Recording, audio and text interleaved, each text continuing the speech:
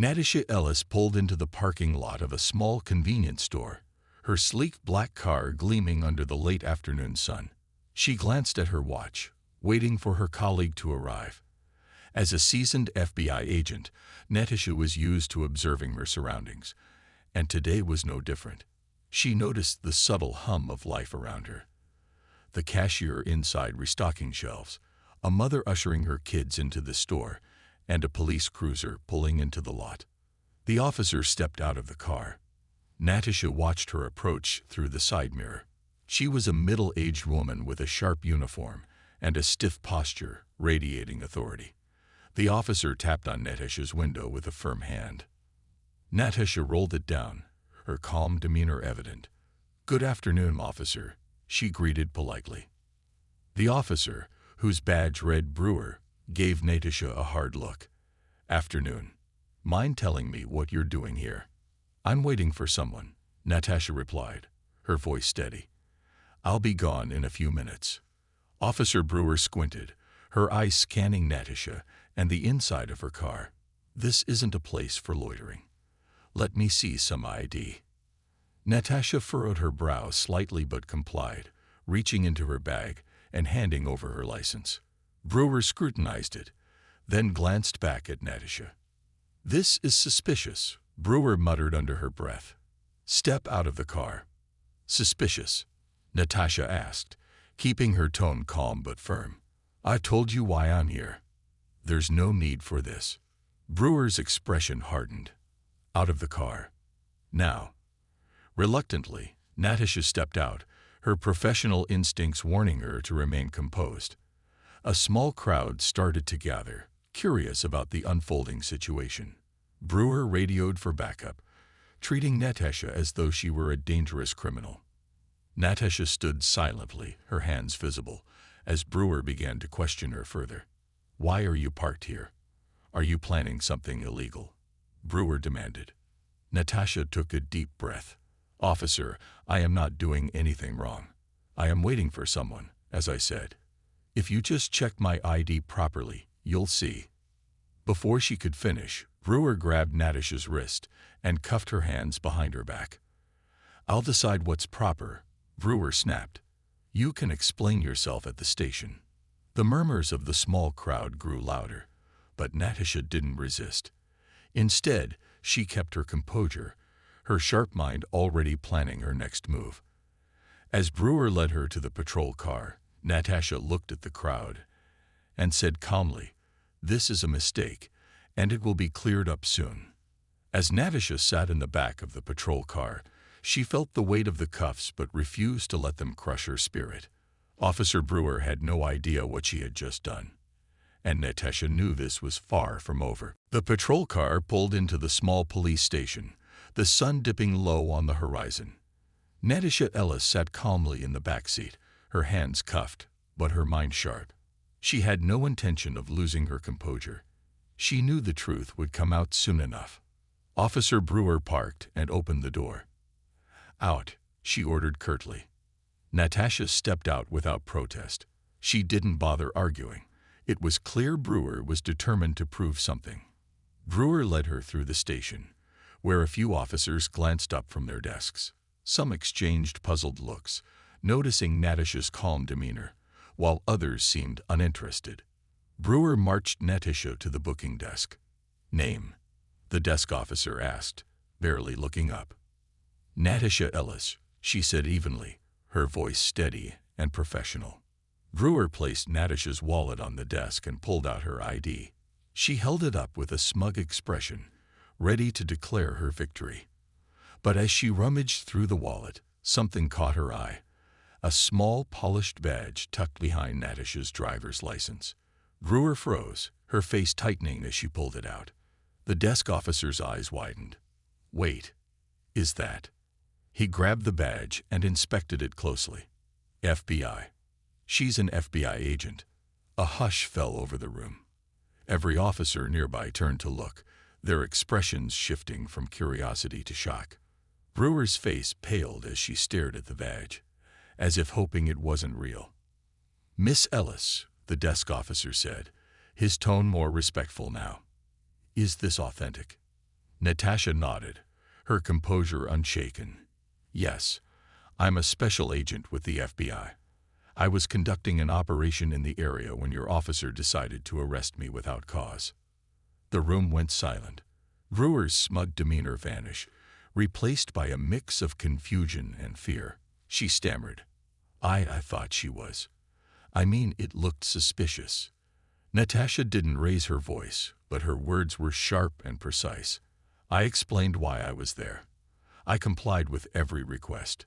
Yet, instead of verifying my ID, you assumed the worst. The desk officer stepped in. Brewer, take those cuffs off. Now. Brewer fumbled with the keys, her hands trembling as she unlocked Natasha's handcuffs. Natasha rubbed her wrists but said nothing, her expression calm yet commanding. The station chief, a tall man with a stern face, walked out of his office, alerted by the commotion. What's going on here? He demanded. The desk officer explained quickly, handing him Natasha's badge.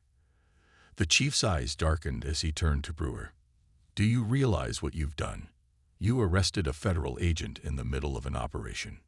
Natasha straightened her posture. Chief, I'd like to speak to you in private. There's more to this situation that needs addressing.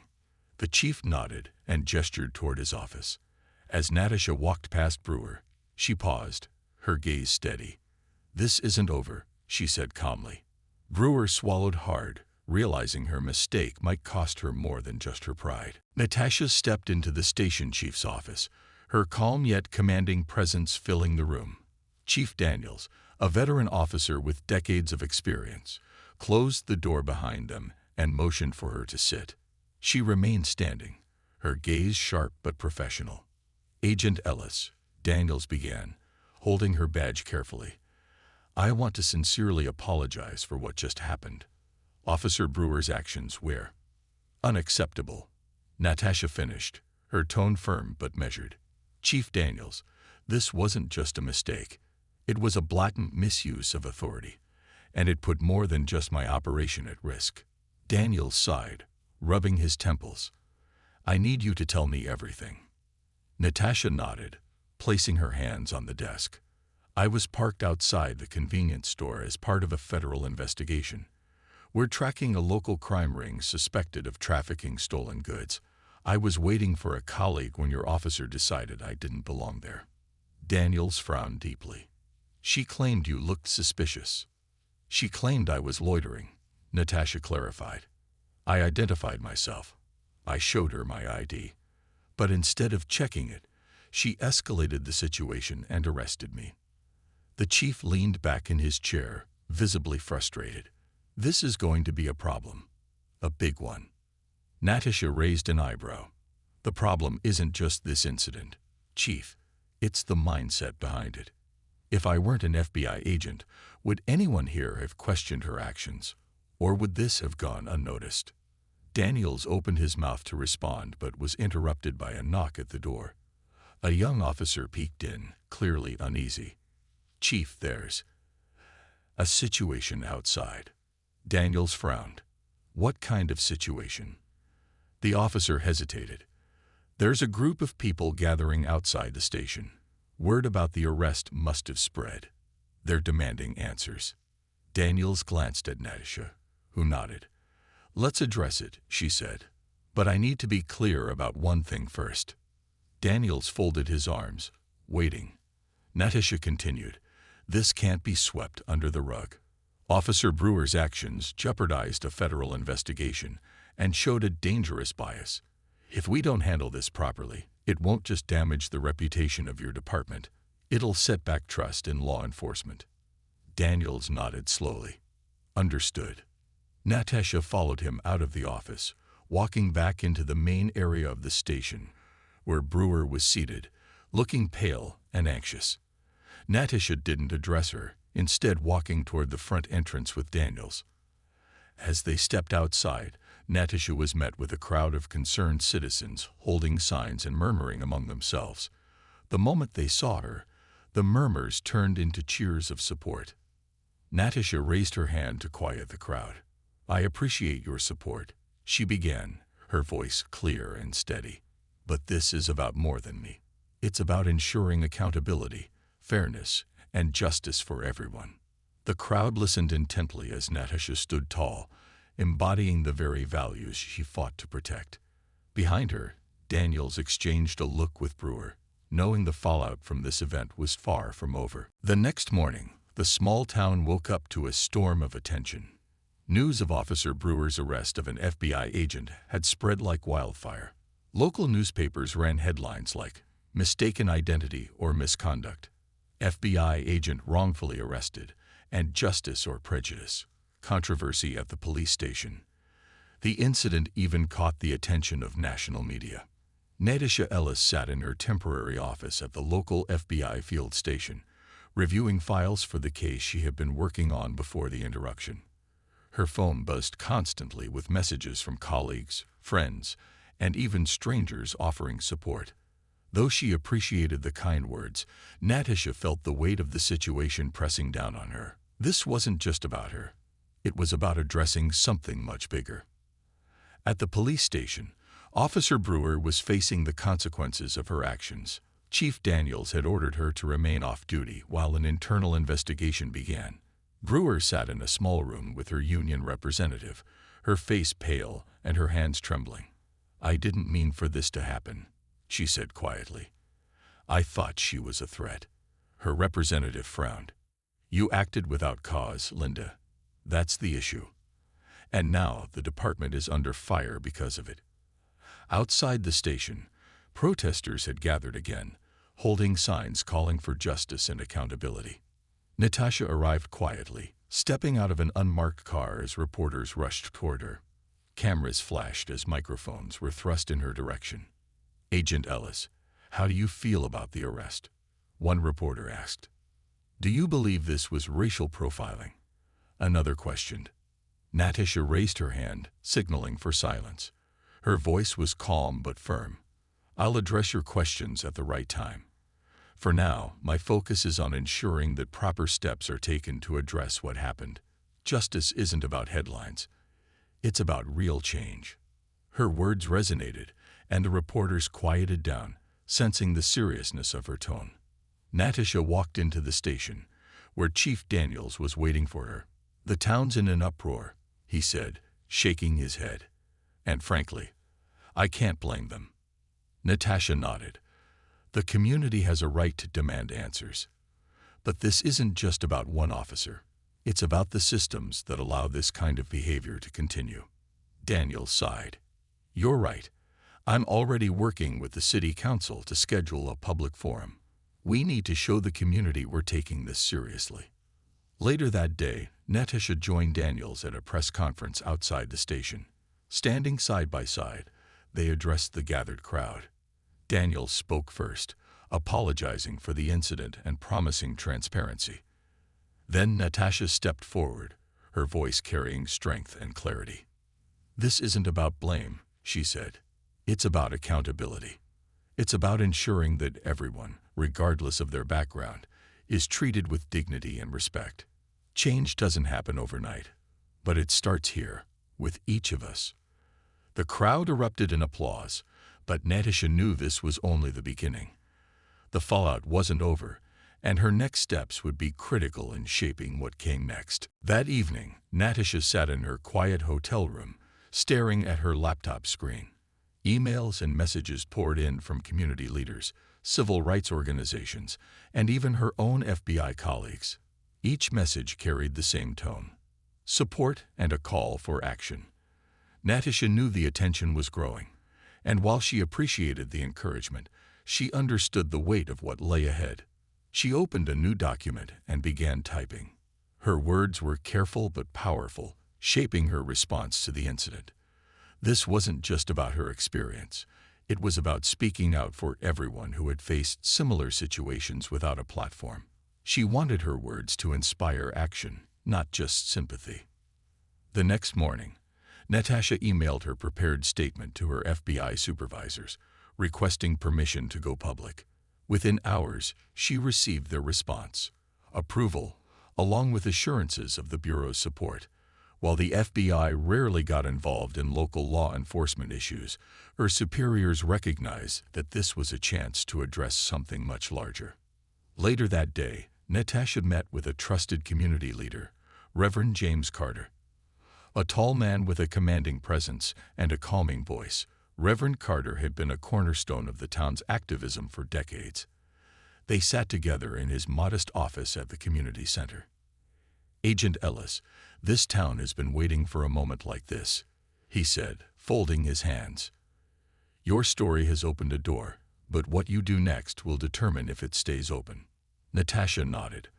"I want this to be about change, not just one incident.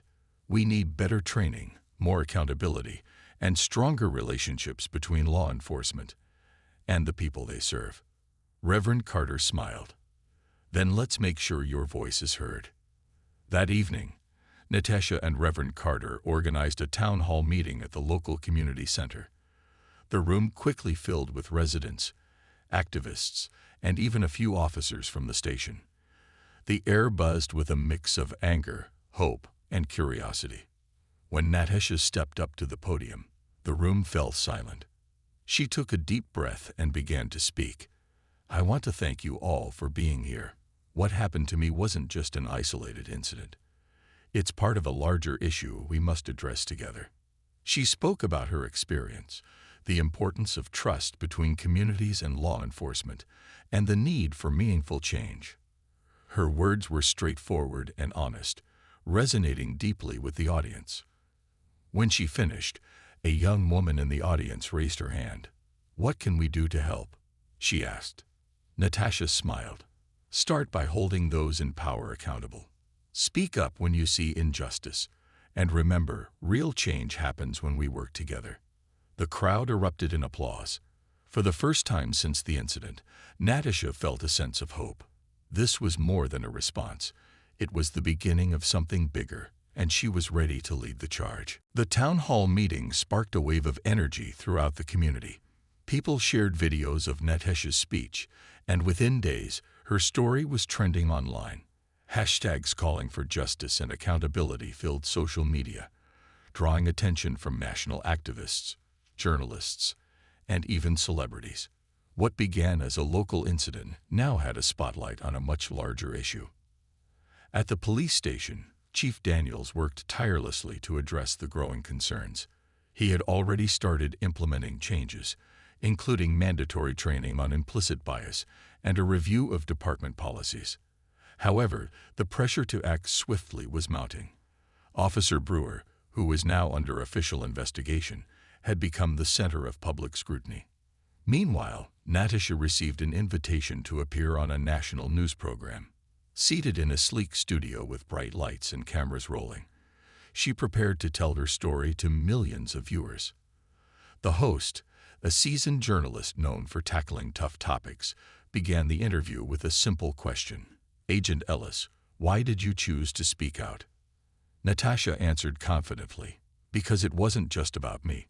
What happened that day is part of a pattern that too many people experience, but don't have the platform to address. I'm in a position to bring this issue to light, and I believe it's my responsibility to do so." The interview covered everything from her experience with Officer Brewer to her thoughts on improving relationships between law enforcement and communities.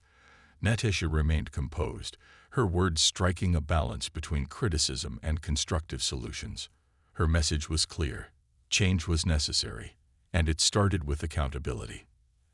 As the interview aired, reactions poured in from across the country. Natasha's bravery and professionalism were widely praised, but not everyone agreed with her stance. Some critics argued that she was unfairly targeting the police. Natasha expected pushback and used it as an opportunity to keep the conversation going. Back in town, Reverend Carter organized another community meeting, this time inviting local officers to participate. Chief Daniels attended, along with a few other officers, including Brewer, who sat quietly in the back. Natasha was the featured speaker again, but this time, she focused on solutions. "We need to rebuild trust," Natasha said, looking directly at the officers in the room. "That starts with listening, learning, and taking responsibility when mistakes are made. It's not about blame. It's about doing better.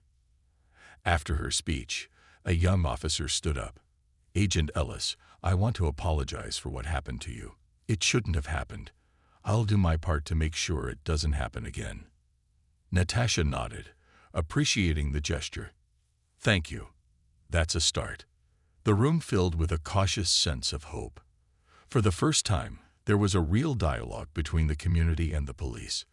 Natasha knew the journey ahead would be long and challenging, but moments like this showed her that change was possible when people came together. The internal investigation into Officer Brewer's actions reached its conclusion after weeks of careful review. Natasha stayed informed but deliberately avoided intervening. She believed the process needed to follow its course to set an example for fairness and transparency. One crisp morning, the results were announced.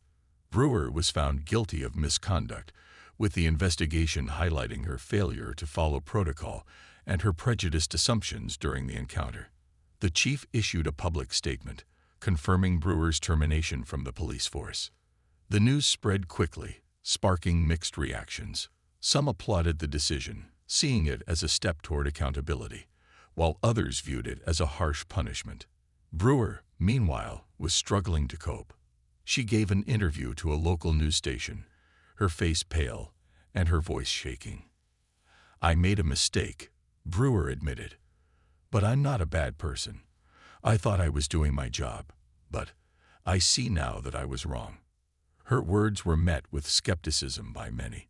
Some believed she was simply trying to save face, while others saw a glimmer of sincerity in her tone. Natasha, watching the interview later that evening, had mixed feelings. She didn't feel anger toward Brewer, but she also knew that real accountability meant owning up to one's actions fully. Meanwhile, Natasha continued her work, now balancing her FBI responsibilities with the growing platform she had gained from the incident. She received invitations to speak at conferences, schools, and community centers across the country. Each time, she emphasized the importance of learning from mistakes and building a more just and fair system. One day, Natasha received an unexpected call. It was from Chief Daniels. "Agent Ellis, I know this is unusual, but Officer Brewer has requested to meet with you. She says she wants to apologize in person." Natasha paused. She wasn't sure how to feel about it. "I'll think about it," she replied.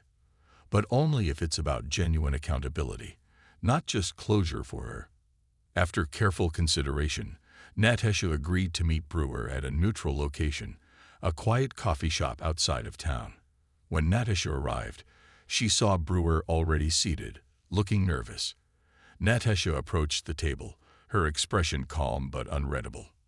"Thank you for meeting me," Brewer said, her voice trembling slightly. "I owe you an apology. A real one." Natasha sat down. "Go ahead." Brewer took a deep breath. "I let my biases and assumptions get the better of me. I didn't listen to you. I didn't do my job the way I should have. I'm sorry for the harm I caused you and the community." Natasha listened intently, her expression softening slightly.